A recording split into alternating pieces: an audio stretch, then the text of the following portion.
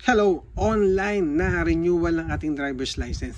Inilunsad na po ni LTO. Mga kaibigan, pwede na po tayong mag-online renewal gamit lang ang ating cellphone. Mga kaibigan, so meron tayo dapat na i-download. Ito yung eGov.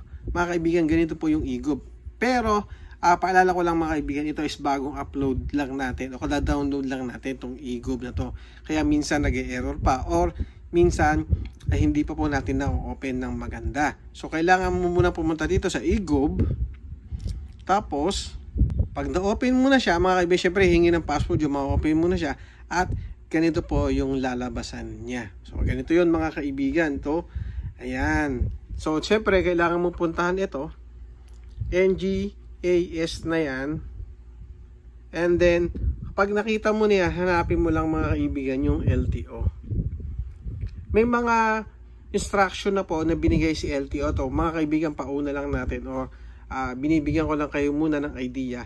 Pero kung gusto niyo ng full details, punta kayo sa page ni LTO. Makikita niyo na po doon lahat kung paano tayo mag-online na renewal sa ating driver's license. Kasi nga po ito naglalag pa po sa atin. Okay? So hanapin lang natin mga kaibigan si LTO. And then kapag nakita natin si LTO, ayan, tulad yan, ito na po si LTO. And i-open mo lang yan. Ngayon, sabi ko nga sa inyo kanina, yung ating pong account hindi pa na-approve. Kanina pa yan. So, naglalag pa yata yung pinaka online renewal ni LTO. So, antabayan na natin yung mga ibang detalye dito. Pero, ito po ang gagawin natin. Ganyan po yung gagawin natin, mga kaibigan. At ganito po yung apps na gagamitin natin para po tayo magkaroon ng renewal or online renewal sa ating driver's license. So, kung kayo po ay malapit na mag-expire ng driver's license nyo, so pwede nyo subukan, itry nyo na rin itong online renewal kasi yung payment po through online na rin.